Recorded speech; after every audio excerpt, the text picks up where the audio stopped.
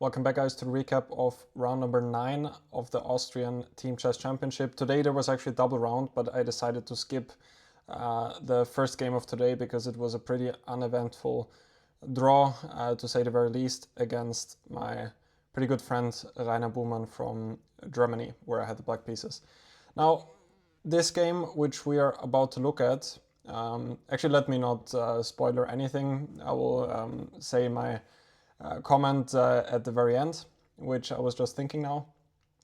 I played against Grandmaster Ante Brkic, very solid and strong Grandmaster from Croatia, who I've actually never played before, which is quite interesting because we are playing in quite a few different leagues together, and I always like to follow his games, and he's always very well prepared and just a very well-rounded player in my opinion.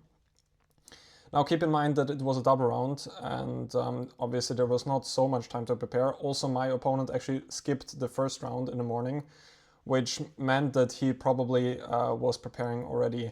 I don't know if he was preparing all day long, but definitely had more time to prepare than I did. I played knight f3, d5 and g3, sticking to my main repertoire with the Reti.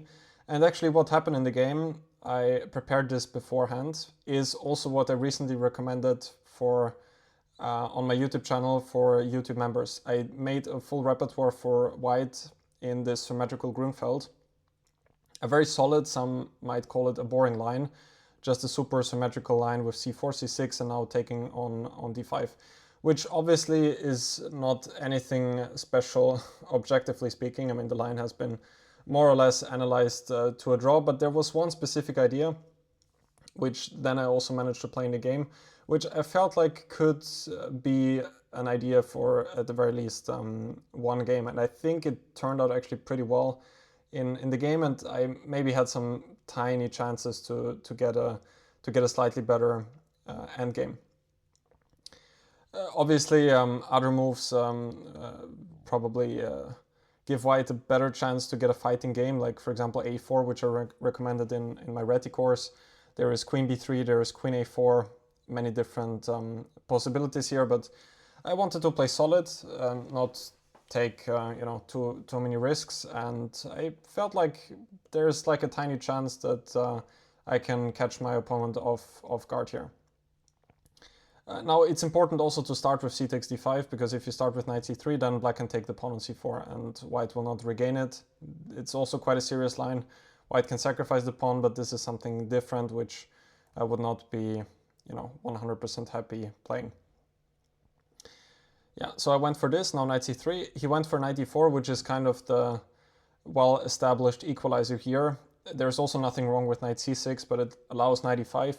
And I think that even here knight e4 is possible, but yeah, here at least it's not as simple, because white can perhaps make some trades there. Yeah, also here there are many interesting moves for black, like bishop f5.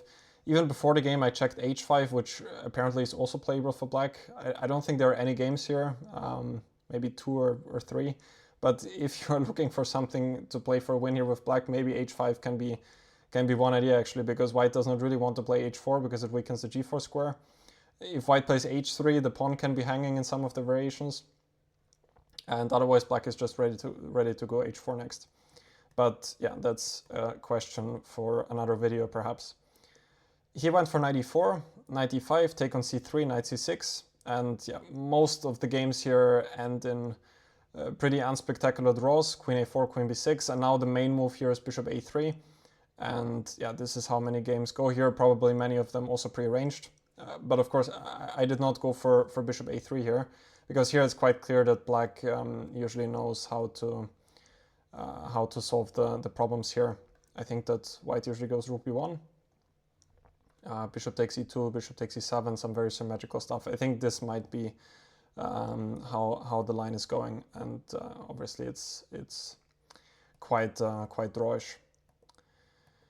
Yeah, but I went for bishop f4, which is quite a rare move. I think there are only like 15 games, and this was also the move which I recommended in my YouTube repertoire for YouTube members.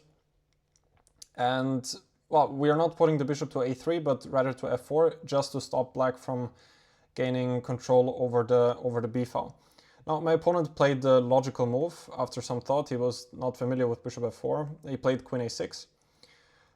And now the idea is that in this endgame, black will not get rook b8, and if white can consolidate and try to seize control over the b file, it can actually be quite unpleasant for black fairly quickly. Now, I think that another move is bishop f5, which is also possible, just copying white.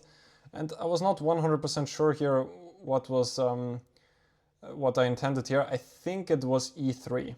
With the idea to go c4 next. And also here, if white gets all of these moves, c4 and rook c1, white has a tiny bit of a pull in that position. Also, the queen on b6 is just much less active than the queen on a4. This is one of the main things in the position. Yeah, but he went queen a6, now I took, and rook fe1. And here my opponent thought for a bit, actually not that long, and went rook fc8. Which I was not familiar with. I believe that I analyzed 4 moves here. I even checked now if rook fc8 was in my file. It was not. I remembered, well, I will ask the question like this. How do you think black should solve the problems here? I will tell you one thing. White's plan is to go bishop f1, then rook b1. I'm not so sure which one. It could also be this one, and then e3. Let's just say black does nothing at all and just continues waiting. Then, if white can achieve something like this, now we see what can be black's problem, that white can simply get the rook to b7, double on the b file, and then it can get pretty bad pretty quickly for black. Now, of course, black does not have to do this, and they can do something else, but if you want to think about the position, you can maybe stop the video and try to figure out what is the cleanest way for black to equalize. I thought that it's not so simple for black to figure out over the board, and apparently I was right.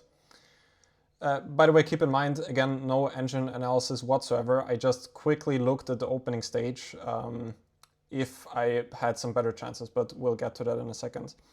Now, my opponent played rook fc8, which, as I said, is not probably the best move, even though it's also not losing for black or anything, but the best move for black is supposed to be rook e8 here.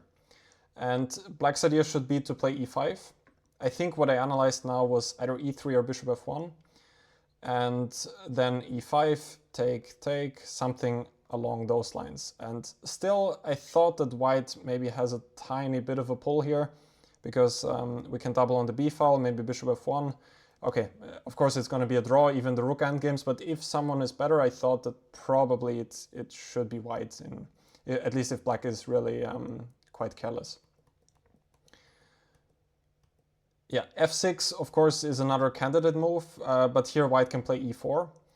And now if black goes e6, the pawn is bad on f6, because now I could theoretically take, and he cannot take back with the c pawn. He has to take back with the e pawn.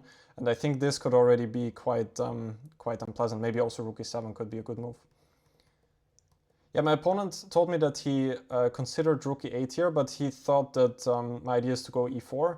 But as far as I understand those positions, e4 is usually not the idea, because then black can go e6. And I never really want to take on d5, because then he can take c takes d5. And otherwise, also e5 is never in my interest, because then black can play rook b8. And yeah, sometimes also bishop d3 can come and the pawn can be hanging. So this is why I understood that, at least from my analysis, that I should probably not go e4 in any case, unless black goes f6. Then it's a different circumstance. Yeah, but he went rook fc8, and now after a lot of thought, I went e3, which is probably still all right.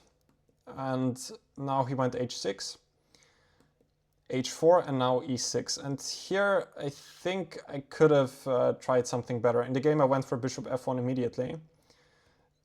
Again, trying to get the same plan, that if he takes, which he did, and now if I get like 2 moves, rook b1, rook b7, then it could become quite dangerous for him. But he was in time to equalize, I believe, quite easily after that. And what I probably could have started with, I think that the engine gave some rook move to b1. It might even be this one, because in some cases it could be beneficial that the pawn on a2 is protected. like after bishop c4, for example. And I'm still kind of keeping the option to play bishop f1. I'm not 100% sure now what exactly is the idea if f6 is played, similar to the game. Still, well, e4 now runs into bishop d3. I don't think I want to allow that. e4, bishop d3. Does not look like anything special for white. Again, I did not really check this deeply. I just saw that probably bishop f1 gave away any hopes of an advantage I could have. So rook b1, let's say f6. Of course, there's always the idea to go g4, which maybe if I keep the bishops could be a better idea. I was considering something similar also in the game. At least black does not have c5 now, since the bishops are still on the board. Still, if he goes rook b8, now I don't really see a great way to continue. Maybe e4 now. Still, what happens if he takes and goes bishop d3? Again, all of this is without any engine. I'm just rambling my thoughts here. But now maybe rook b7. Am I getting somewhere? Difficult to say. Like if he takes here and takes on e4, I could maybe win the pawn on a7, and the a pawn could be running. Hard to say. a4, a5. Maybe it could be an idea. I mean, black can also go a5 probably. My bishop on g2 is not really taking part in the game either, but now maybe I could have some ideas with bishop h3. Still d4 is hanging.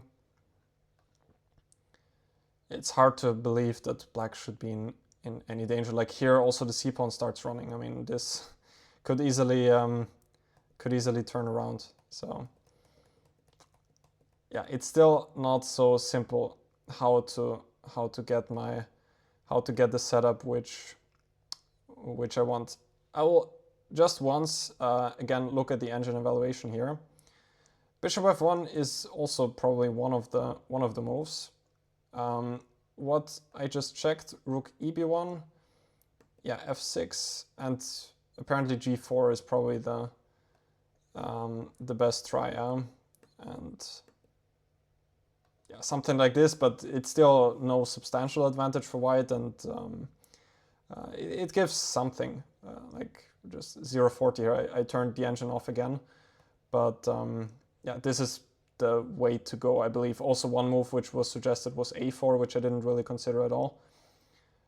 Just kind of asking black what he wants to do, and if f6 comes now, I guess that now e4 can be a better version because I still have my rook on e1. Could be actually quite a smart move, but didn't really consider it. Yeah, I went bishop f1. Now he took, and now I think very important, he went f6. If he doesn't go f6, I think it could become unpleasant for him. If he goes for c5, which is another logical move, then I intended to go rook eb1 and take, and then rook b7 is coming next. And I want to take this rook from e1 so that now the pawn on a2 is protected. And those positions, like from what I analyzed, I think they can become they could become dangerous for black. I was trying to figure out some lines like this, and if you can try to get the bishop to b4 somehow. Still, then h6 sometimes can be hanging. What happens now if bishop at f8, for example? The thing is, I sometimes also have ideas to double the rooks. The problem is if he gets bishop b4, then I cannot enter with this rook on a1 probably. What happens? Rook b1. Still can't go bishop b4 probably because the h6 pawn is hanging.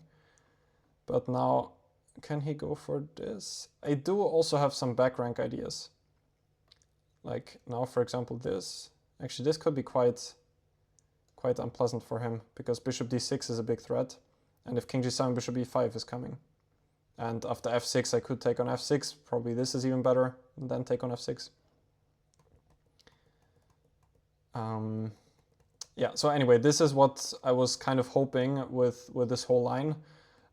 Even better if I can get the pawn all the way to a6, then it's probably close to lost for black. If I don't do that, maybe black still has pretty good drawing chances, but I think he definitely needs to be careful. Also note that the pawn on a5 is now fixed on a dark square, which is also not really in black's interest. Yeah, but he went f6, which is a good move. Now he's threatening to trap my bishop. Obviously, the same idea was also earlier that he played h6. I have to go h4, otherwise he can trap my bishop with g5. Yeah, so I went bishop d6 here after some thought. I think that the last idea for me to be more ambitious is to play g4. But after e5, bishop g3, I thought that he has quite a few options. c5 was one of them, which I also considered at this moment. And now I wasn't fully sure how to proceed. Like, I was looking at some moves, like, was it rook b1 one of them? He does have some weakness on the 7th rank, but I think, what was it here that I thought about? Like, it's just hard to imagine that I'm getting anywhere here. For example, rook b8. I do have some ideas with g5 at the right time, like for example here, but like here, for example, I don't think it's giving me anything. He can even take on g5, and even something like this, I thought it's just not going to be enough. Also, rook b2 is probably coming on the next move. So I didn't really believe in this g5 idea. I just quickly saw that that this is, I think, what the computer wanted to do, but it's also not a huge advantage or anything.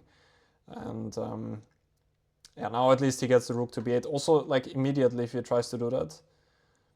Again, here g5 I did not really believe in, because yeah, if I take on e5, the pawn is also fairly weak, and I think he gets quite active with, for example, rook b2. So I thought that both c5 and rook b8 should be pretty decent moves, and well, maybe I was looking at some ideas with e4. Maybe I could do that immediately. I think I mostly considered it with taking on e5 and then e4, but also here I didn't really believe in it that much. I think that black probably has a few different moves. I was looking at something along those lines, and I thought that in the very end black is completely fine, yeah, which does look like it's a precise evaluation that should be equal, because if rook takes d5, then already rook c2 is coming. Yeah, but if I start with e4, I mean, still, if rook b2, am I actually achieving something? Probably not. Yeah, it does look pretty equalish. And if I go rook b1 here, that could be another idea. Also here, maybe he can go c5. And the thing is, his bishop is not great on g7, but neither is my bishop on g3. It's kind of attacking the pawn on e5, but there is some danger that the bishop on g3 is also a bit locked out of the game in general. Like here, maybe now I can take on c5, because then he has to take and then take on c5, and maybe I will get some activity with my rook. Maybe check and then go to the 7th rank, like king h7, and then here. If rook a5, I could maybe have g5 as an idea. Still, probably black is not in any grave danger here as well, I would imagine. My only idea was that if he takes, then I'll win the bishop. Well, if bishop takes e5. Yeah. So I guess the conclusion is that bishop g3 keeps more play in general. Yeah, of course it keeps more pieces. I mean, g4 keeps more pieces on the board, but I was also not fully convinced of my potential. I was just fully focused on this plan on the b file, and with g4, bishop g3, I'm kind of giving up on that, because now he gets control over the b file as well, and I was not fully ready to just switch up the plans in that case. So I went bishop d6, which is another way to stop black from trapping my bishop, but now he gets to exchange the bishop, and then we have this rook endgame. I still have one idea to, I mean, this is now quite a typical position from the symmetrical Grunfeld, where both sides should double the rooks like this. If I have this position with, again, one move to make, like if he makes some careless move like h5, for example, then I can get rook b1, and now I will get the b file, and then it could be something for white. but he also has rook b6. No side really wants to take on b3. I think that here concretely he could even do that with c5. I was thinking about that, and probably that's also equalizing immediately. Like here, if he takes c5, I think I was thinking about rook a1, take. I had some argument that the pawn on f6 sometimes is maybe not great because the pawn on e6 is loose, but it still should not be enough to do anything, I believe. However, like for some reason I was thinking about this endgame. It's like 100% an easy draw, but I thought I can maybe pretend to do something. Rook h7 immediately is not really a threat because h6 is actually not hanging. But I thought that I could maybe do something like this, but actually can play h5 as well. And even here I don't think I'm threatening to take the pawn. Like if this, for example, you can go here and king g7, and I think my rook is going to be trapped. Like rook b8 is coming and then king g6, and the rook has nowhere to go. Otherwise, I had the idea, like if black makes some waiting move, I have the idea to play now rook h7, and if king g8 now I can take, and then I can play g5. Still, even that is probably... actually, now I'm not so sure if it's such an easy draw anymore, because I have the threat to go h5 next. And this can already be quite tricky. But yeah, of course he can go h5. Anyway, I was thinking that this is probably also draw, but I'm definitely not the one who has to be careful, if you can call it that way. Yes, but he went rook b6, obviously the good move. I went rook b1, rook b8. And now the only real plan which I have left is to bring the king to d3 and then play c4. The only shame is that he's also in time to play c5. If he loses one move somehow, then again, okay, it should also be a draw definitely, but I can again pretend to do something. Even a position like this is probably nothing whatsoever, but at least I have the better pawn structure, and you know, can try to hope that he sees some ghosts in this endgame. But yeah, he went for this, and now c5, and I decided to take on d5 here. I was also considering to take on c5 and then on d5, but at the end of the day, it's nothing leads anywhere. The only thing I was kind of hoping to get is just, for example, if he takes on d5 and some pawn endgame like this, I was trying to get even this probably is a draw, but here I have zero risk, but yeah, now that I think about it, it should also be fairly simple, probably, like e5. But he has to be maybe slightly careful. I'm just thinking, if he does, for example, this, yeah, there's also, I don't think there's any way to do something here. Like even if I get this, and even if I get king b5 here, it should be quite a simple draw, I think.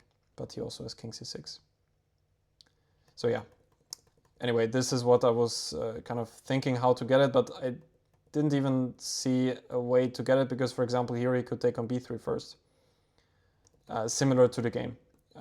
I took on d5 and now he took on b3. I also think that nothing should be wrong with this one. Here my idea was to go e4 check. And I did have one small idea, which is if he goes king c6. Actually, did I have a small idea?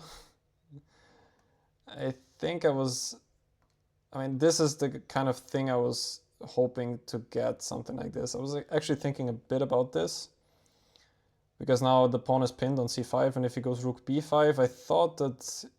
now there's rook b3 check, which I forgot about. But still, if can I do something here? I'm not so sure. Funny thing is, I was looking at some endgame like this, and now rook c4. And like, for example, if this one, then I have a check, and then I could again try to get some endgame like this, where I have the opposition. I have no idea if this is now a draw or if it's equal, but I think that also here, what am I talking about? If it's winning or if it's a draw, I'm not sure of. But at least I thought that here black may need to be a bit careful. But those pawn endgames are very difficult to evaluate. I mean, here there's maybe some chance that I could put him into Zugzwang and I have more space on the king side. But I mean, this actually should be, now that I think about it, it should be quite a simple draw. It's so hard to analyze this without an engine. It's quite a big change for me. Like now, e5, is it also enough? I'm just wondering. F3 and even here king d6. Yeah. So my assessment is that even if I can get something like this, which I will never get, it should also be a draw. In the game, he took on b3 first and a takes b3. I did not really want to go for the pawn endgame here because now actually his king is more active than mine. So it's usually like this in those endgames. Whose ever king is more active, they have more chances, of course. Yeah.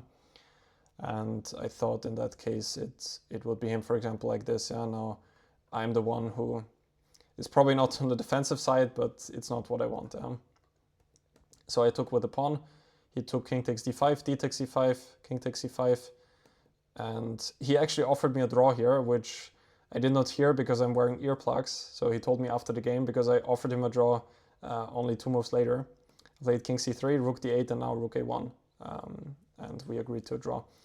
Actually, rook d8 I thought was probably, I'm exaggerating here, but so maybe an important move because, like, for example, if he does something like this, I thought if I get the d-file, he might have some problems with the pawns here. Just for example, now here, let's say king b5, rook d1. Now, maybe rook d6 can be an idea sometimes. If he gives a check, I will go to b2. And I have ideas like rook d6 or rook d7. And after rook d7, I can maybe start harassing his pawns on the king side. So at least this was my idea. Also, this endgame has to be a draw. But this is what I was hoping for. But after rook d8, there's no chance. After rook a1, I offered a draw. Because if he goes king b6, then there's no real way for either of us to make any more advancements. Yeah, so that was the recap for today. So what I was thinking in the beginning when I was saying that I had a pretty uneventful game in the morning, we could probably also say the same about this game. But still, I thought that there were a few interesting moments, especially in the opening and the endgame plans as well. And of course, I also wanted to use this to advertise my YouTube membership program where I release one opening course per month, and you will get access to actually all of my videos from the past and the present for just, I think it's now 10 euros per month, which I believe is actually quite a good deal by now because you have, I think, like 12 opening courses with PGNs included. Yeah, just wanted to have that said in case any of you maybe are not aware of that. Make sure to check out my YouTube membership program. So that was it for today. Tomorrow is the next round at 2 p.m. Actually, I have to check who is my opponent. For the team, it's going quite well. We lost the match in the we drew the match in the morning, 3-3, which was a bit unfortunate because I think there was more there for us to win the match. Now we are also losing the match, but that's kind of understandable because we're playing one of the leading teams and they are quite strong. Yeah, so that was it for today. Thank you guys for watching, and I will see you tomorrow.